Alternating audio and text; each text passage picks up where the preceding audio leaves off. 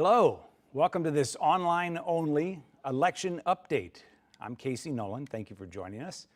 We've got a packed show for you during this lunch hour, from what is potentially the biggest race of the day to an issue that affects both the city and the county. And our goal here is to help you with some last-minute information if you haven't voted yet. There's still plenty of time. If you have voted and you're watching this show, then you probably care about politics, or you just really hate the Zoom that you're supposed to be in right now. And we're going to give you a look at kind of how the day is shaping up, and then what you can expect tonight is we're going to be covering this all night long. Okay, so what is the biggest race of the day, you may be asking? Well, how about St. Louis City Mayor? It's between Cara Spencer, Alderwoman of the 20th Ward, and Tishaura Jones, currently the city's treasurer. This is a first-of-a-kind election. And what do we mean by that? Well, let's go out to Abby Larico, who is live at St. Louis election headquarters today with a look at that race. Now, Abby, this is something that you've been reporting on for some time. What makes this race unique? Take it away and explain what we're dealing with here today. Hey, Casey, good afternoon. So first off, score one for girl power, because even though we have 7 hours until the polls close here in the city of St. Louis, we do know that the next mayor will be a woman. It is the first time that 2 women are going head to head for that mayor's job. Of course, as you mentioned, the candidates here we're talking about are current treasurer Tishaura Jones and Alderwoman Cara Spencer. Lyda Cruson, the first woman to serve as the city's mayor, is not running for re-election. Something else new is competition in April. Usually the mayor's job is all but decided after the March primary. This is technically a runoff election. It comes after last month in the city we held a nonpartisan primary. It means party affiliations weren't listed on the ballot, and you could vote for as many candidates as you wanted. Technically, you could have voted for both Jones and Spencer. Those 2 ladies got the most votes, so they advanced to today's election. Both of the candidates cast their ballots this morning, and they told us they're feeling good. I'm feeling cautiously optimistic. I know that my team and I have left everything out in the streets. We've knocked or made over 200,000 contact attempts, had about 50,000 conversations, and we met our fundraising goal, and we met our what we call in campaign speak 1s and 2s goals. So we've done everything that we can. You know, we feel great about it. The momentum that we've seen over the entire year here since January 1st has been incredible. And the last couple of weeks, we've seen an increasing number of folks coming out, volunteering, signing up on our website, and we feel like the outcome's going to be in our favor today. Polls are open until 7 o'clock, as I mentioned here before, so there's still plenty of time to do your research, find out a little bit more about these candidates, go out and cast your ballot. And I got to tell you, Casey, it is a gorgeous day to get out and vote. The polls aren't as crowded as you might expect, considering how much talk there has been around this race, how much campaigning both of these candidates have gone out and done. I went and clocked it at my local polling place here in the city of St. Louis, and in the time it took to park in front, go in, cast my ballot, get my sticker, walk outside and get back in my car, 5 minutes and 15 seconds. Wow. Do you have that to spare for the city of St. Louis?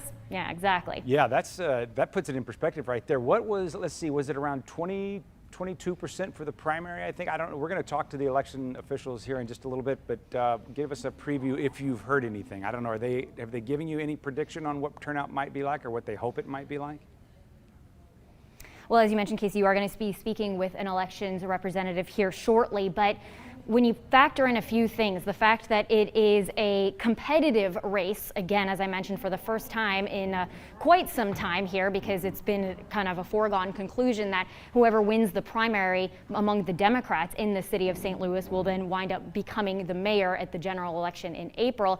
That's not the case this time. We have a pretty competitive race between 2 Democrats. So that is expected to draw out more people, and the fact that it's a gorgeous day is expected to draw out more people. Expected, though, in what's actually happening, what people are seeing at the polls, let's just say that this experience I had, being able to walk right in and not really have to deal with much of a line, might be the case throughout much of the city. Yeah, that's good for your experience and for anyone who can make it out, but it may not bode well for the overall turnout. All right, Abby, thanks for explaining it for us. It is, like you said, an exciting race for the first time in a long time in the general election for the mayor of St. Louis. We appreciate it, and I know we'll be talking to you throughout the day. Thank you, Abby. See ya. Also on the ballot, Prop E. E as in earnings tax, which collects 1% of the money that you earn if you live or just work in the city. So this could be county folks from St. Louis County, Jefferson County, wherever. If you work in the city or live in the city, 1% of your check goes to the city, and that money pays for services like police, fire, trash collection. The earnings tax is considered every 5 years. The city gets to vote on that. If Prop E is voted down, then that would trigger a plan to phase out the earnings tax over the next decade, which some think would be the proper way to run a city.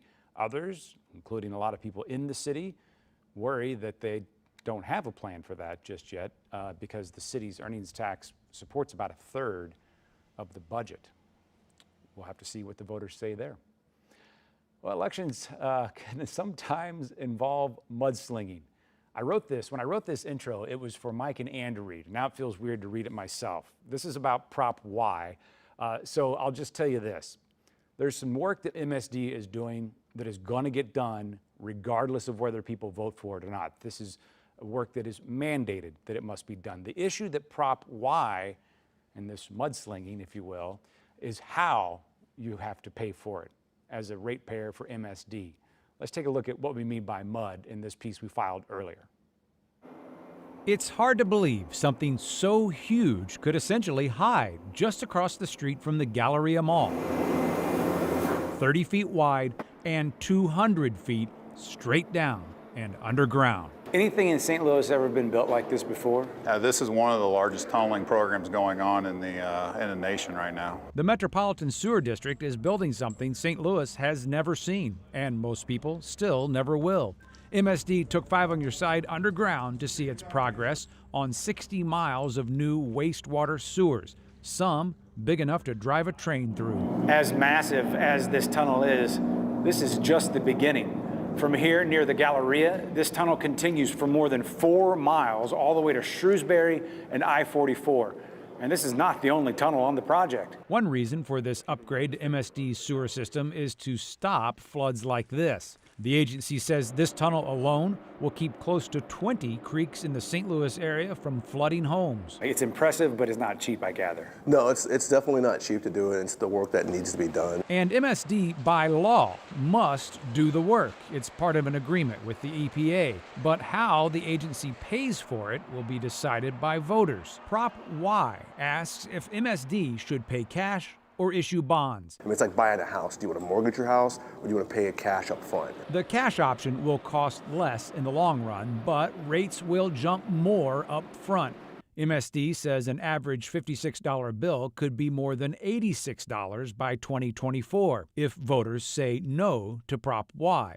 But if voters say yes to Prop Y, the average bill would only go up to about $63 in that same time. Either way, this work will continue and only get even bigger. Casey Nolan, 5 on Your Side. I think the analogy that really hit home with me there was the house analogy that Sean Hadley from MSD was using. So essentially, as we heard there, this is work they have to do. Now, if you vote no, you're saying we do not want MSD to issue bonds, essentially take out a loan like you would for a house and pay this off over time, because that will cost more. The total bill will be higher for taxpayers over time. Just like when you mortgage a house, you're going to pay more than the original purchase price if you do a mortgage. If you pay cash for your house up front, well, you don't pay that interest on the loan, or in this case, the bonds, but you got to have the cash to do it. So that means rates would go up higher in the short term for MSD ratepayers versus long term, you pay more but pay lower rates. And then there are other repairs, other upgrades, other system changes that this is a $1.5 billion project MSD must do by court order. It's a whole other story, but trust us, it has to be done. And voters will decide today then if they want the agency to use the bonds to keep that rate lower, their rates lower. Okay, we talked about it just a little bit ago that we're going to head back out to the election office in the city of St. Louis. Let's check and see if we now have Gary Stoff. Hi, Gary. Thanks for joining us. Now, Gary is the Republican election official for the city of St. Louis. We have a Republican and a Democrat. Gary's proof that Republicans do exist in the city of St. Louis, right, Gary? Yes, we do, and we're proud of it. Absolutely, absolutely. And I want to I guess first, just real quickly, any issues at the polls today? Anything you want people to know about as they may still head out to the polls? Well, there really have not been any issues. Voting has been relatively light so far. So I would encourage any listeners who have been maybe wondering, is this a good time to go? I would say yes. It's a beautiful day. There's no reason not to go. And we have safety measures in place to try to ensure the safety both of the voter and the poll worker. So absolutely go on out and cast your vote if you've not yet done that. Are you in a position, do you want to make any predictions about turnout or maybe what you hope turnout will be? And remind us what turnout was in the primary. Sure. So voting in the primary was just over 22%, and we're projecting 25 to 30. The 30 may be a little optimistic, and it's a little bit maybe ironic in the sense that historically in the city of St. Louis, the primary election prior to this approval voting generally had a very good turnout, 25 to 30%, and it was the general in April that tended to fall off appreciably because it's a heavily Democrat city. And so whichever Democrat candidate won the primary was virtually guaranteed to win in April.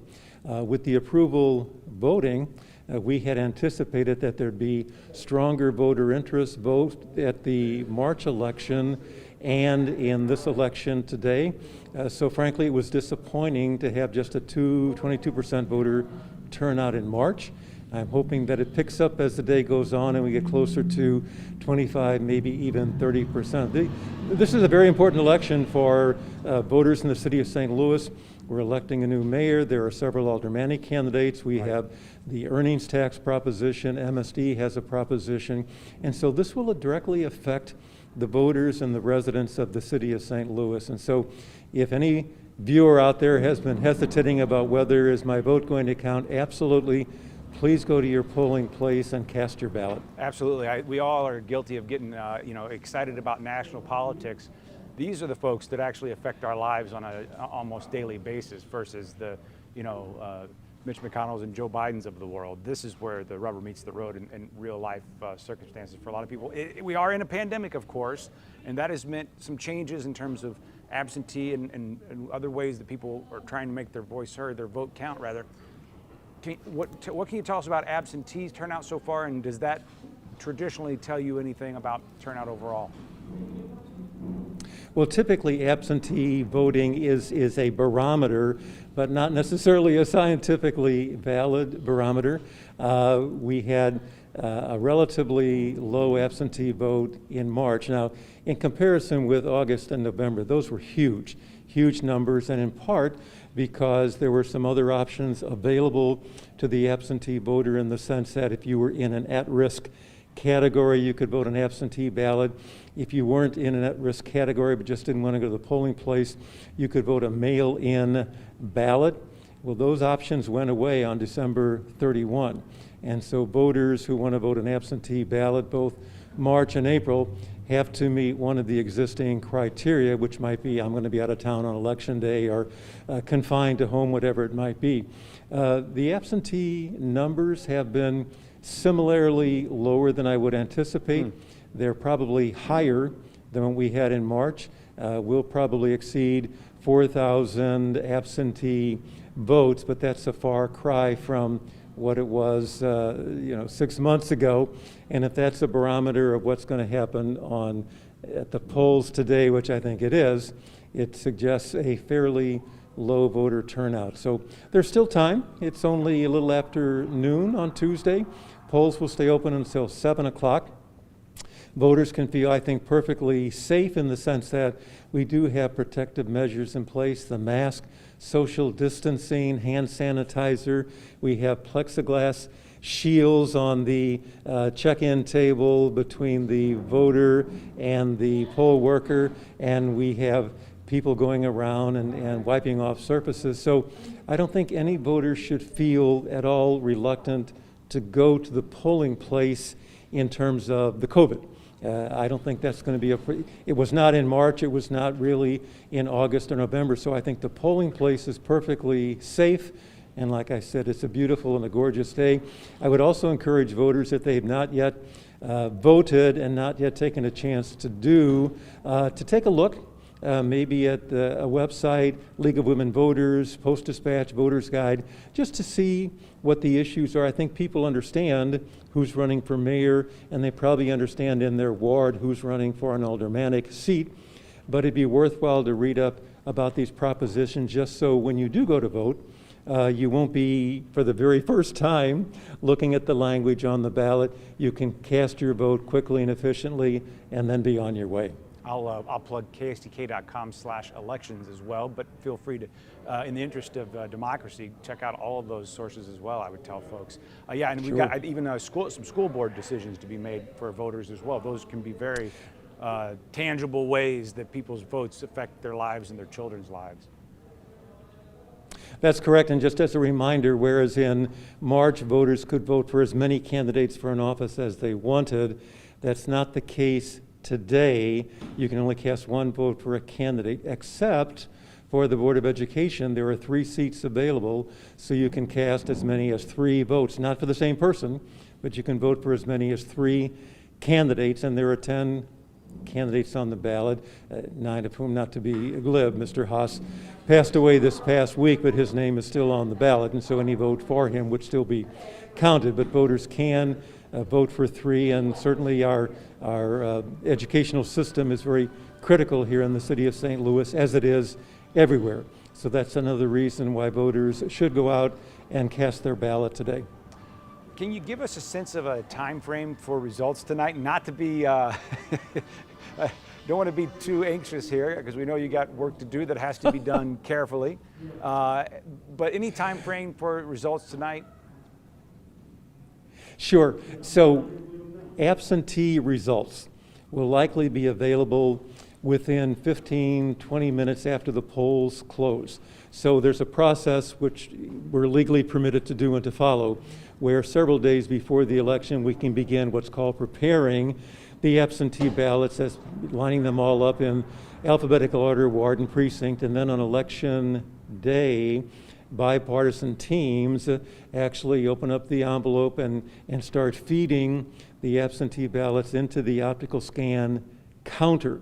But aside from the machine doing that, we don't look at the ballots, we don't total those ballots until 7 o'clock when the polls close, and then we press the buttons on the machines, and the machines tell us how many absentee ballots were cast, and then we take those memory cards and put them into our central computer, and then we can announce the unofficial final results absentee fairly quickly after the polls close at 7 o'clock.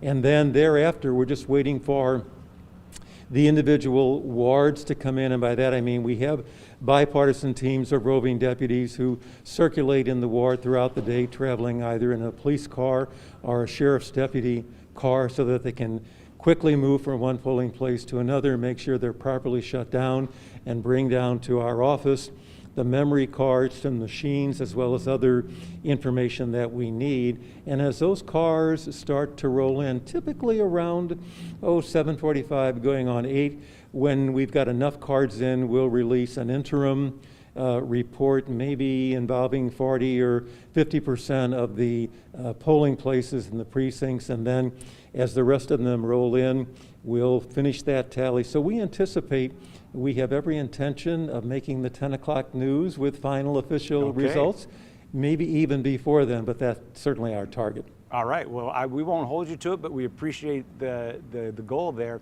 I also just appreciate you explaining to us how that process works. I'm glad we have this kind of time and space to do that for folks. I hope people get a chance to check it out if they're not watching right now, because a lot of the election process has been in the news, as we all know, for the last 6 months plus. And I think what can get lost sometimes is that these are our neighbors, like yourself, who are putting in countless and often thankless hours to make sure these elections run smoothly, efficiently, and most importantly, accurately.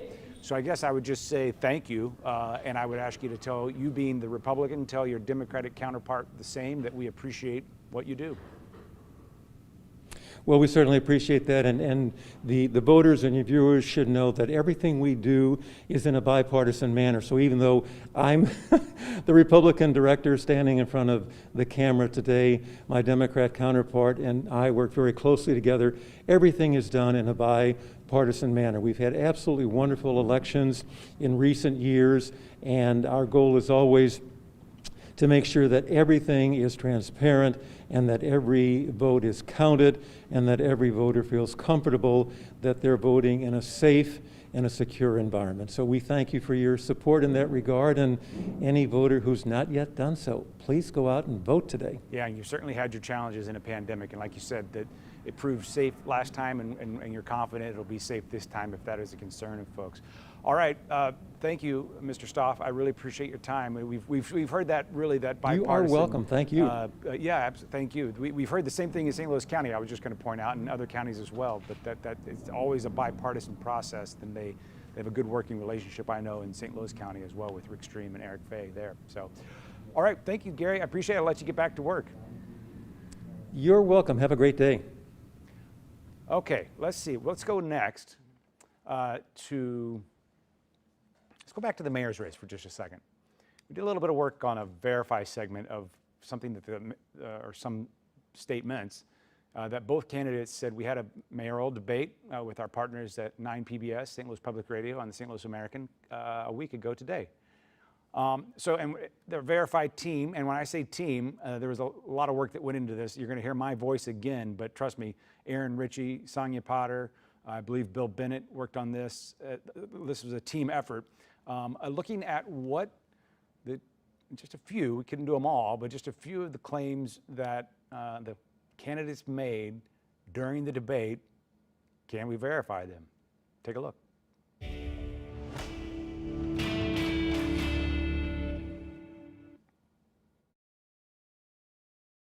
In the final debate between the final two candidates for St. Louis mayor, both candidates made claims about how the other conducts the public's business in their current roles.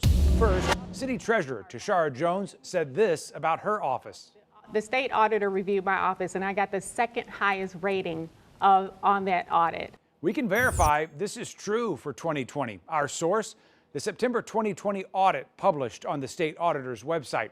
There are 4 rating levels in a state audit: excellent, good, fair, and poor. And the treasurer's office received a rating of good in September, which the audit says means the audit results indicate this entity is well managed. But Jones's opponent, Alderwoman Cara Spencer, said there is more to learn from that audit. My opponent has a track record of issuing no-bid contracts. We can verify this is true. Our source, that same state auditor's report from September of 2020. It confirms the treasurer's office did not solicit bids or proposals for purchases or services for 17 of the 26 expenditures the audit examined. The total of these no-bid contracts was nearly $1 million. The state auditor's report also gave reasons why there were no bids. Some decisions, like legal representation, were said to be based on expertise. Other contracts were handled by consulting firms that did the bidding, and the audit says some services would go through bidding later. You know, it's funny that the alderwoman would bring up no bid contracts and transparency when she failed to report $13,000 in contributions to her own campaign. There was not a single contribution to my campaign that wasn't reported. While there was a small hiccup in the time during which it was reported. Our source for both of these claims, public documents on the Missouri Ethics Commission website, and it shows that both of these claims are at least partly true. Spencer's campaign did receive $13,351 in contributions from February 20th through March 1st before the primary, and she reported those contributions on March 29th. But because they were all received in the 11 days before the primary and because they were all more than $250 each, the campaign was supposed to send a statement to the commission within 24 hours of receiving each one. This means the statement for those contributions was 4 to 5 weeks late. A local lawyer and Jones supporter posted on Twitter that she was filing a complaint with the Missouri Ethics Commission, but the commission does not accept ethics complaints against a candidate in the 15 days before an election, meaning the complaint will need to be submitted after the election in order to be investigated. If you verify, I'm Casey Nolan. Okay, let's go back to Abby Larico for a second. If you're just joining us, Abby, I'd like to ask you about something I see in your Twitter feed that is 5 minutes, 15.56 seconds. Tell us what that's all about and what you want people to know. Yeah, Casey, I actually started the stopwatch on my phone right when I pulled up in front of my polling place in the city of St. Louis, and just wanted to see how long it would take me to get through the process. The chosen form of identification that I used was just the card that the city election board sent me from this office here, sent me to my house a couple of weeks ago. Didn't need any other form of ID besides that. So I just brought that in, showed it to the folks who are working behind plexiglass with hand sanitizer, gloves. Just wanted to add that in there, of course. As you were just talking about, COVID precautions are still in place at these polling places, and went and cast my ballot, walked back out to my car, sat in my front seat, stopped the timer. It was 5 minutes and 15 seconds.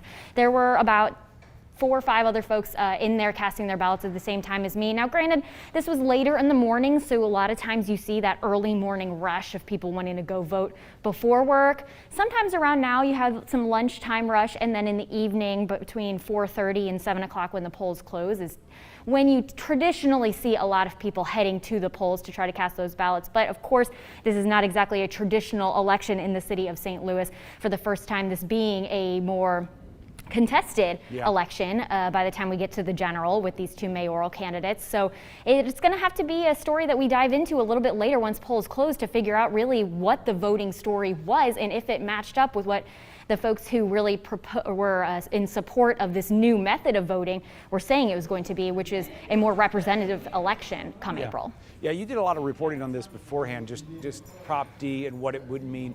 I know, for instance, board president Lewis Reed, who was also in that primary, and we're going to hear from him tonight. He's been gracious enough to agree to join us for our online coverage after polls close this evening. He was kind of convinced that he might have been, math is not my strong suit, but in his view, that the way this worked, the first time we've ever done it, as you said, that had it been more of a traditional ranking of candidates, not just approval voting where you could vote as many as you want, he felt like maybe he was a lot of people's second choice and then kind of got squeezed out. That's going to be, that takes a lot of analysis to figure out. I think what will be interesting is to see where Tishaura Jones did well and where Cara Spencer did well in the primary, and then how that changes.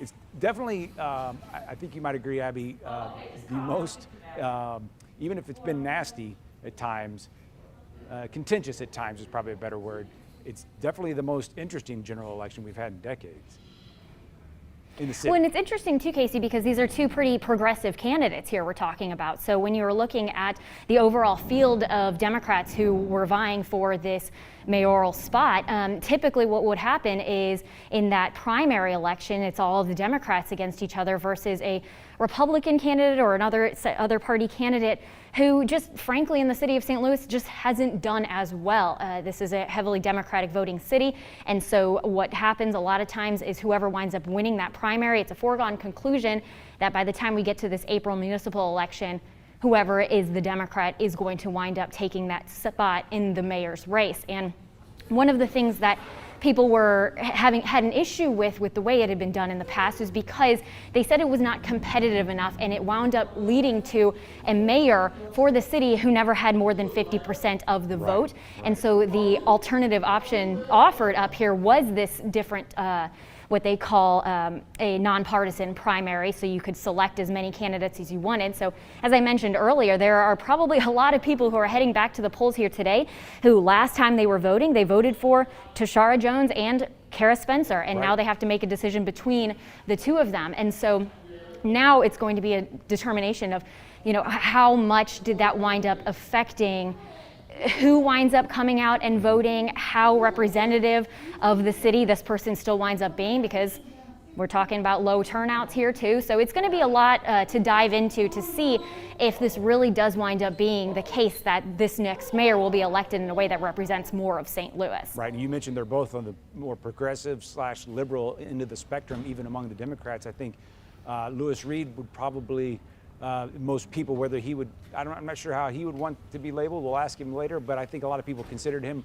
a little more of a centrist or a little less to the left, if you will, as a Democrat. So if you had that race now between either Lewis Reed and Cara Spencer or Lewis Reed and Tishaura Jones, there might be more of a traditional choice, whereas you just pointed out, a lot of the policies overlap with Jones and Spencer, and so they've really had to try hard to distinguish themselves between each other. Then, of course, whoever wins gets to work with Lewis Reed because, as you know, this is a system where the board president, the mayor, and then the comptroller make all the decisions together for the money when it comes to the city's money.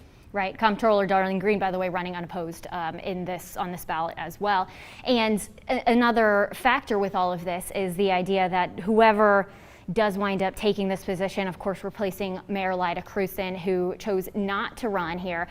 Some analysts have said, people who are watching this race have said maybe this is going to be a race to the left, and whichever candidate is able to prove more progressive is going to wind up turning out more of the vote, is going to get more people motivated to head to the polls. However, of course, there are a variety of voices in the city of St. Louis, and not everybody wants to be all the way to the left, and this might be about as far left as they feel comfortable with, and they might go for a candidate that they feel like is a little bit more on the moderate side. So I think what will be interesting is turnout. Again, I know we keep saying this, but Casey, when we're talking about a mayor who, the whole point is to get a mayor who has more than 50% of the vote, when the vote is only about 20% of eligible voters in the city of St. Louis, if we want somebody who's really going to come out and be representative during such a critical time in the city's history, people need to come out and vote. So let's hope that happens. Let's hope that happens, and I think there's a good chance it still could, because as we know,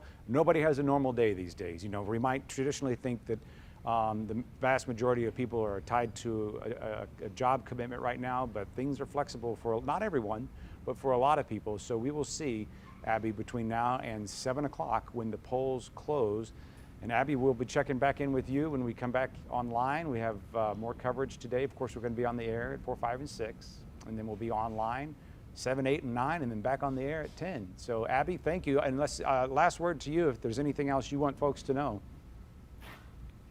The city of St. Louis has the coolest voting stickers in the entire country. So if you're going to come out and vote, just do it for the sticker. I like it. Okay, do it for the sticker.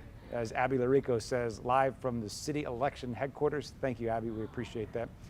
And we appreciate you for taking some time to join us for this election update. But it doesn't stop here. We will be updating you throughout the day and throughout the evening. As we said, you can look for more online updates like this one when the polls close. Our first one will be at 7 o'clock. You can watch us on ksdk.com or on our mobile app. And we'll also have live results coming in throughout the evening at ksdk.com/election and on our 5 on Your Side app. Also, too, you can text us. We have this text line. It's pretty versatile. If you text results to 314-444-5125, we'll just send you right back a link to all of the information you might be looking for.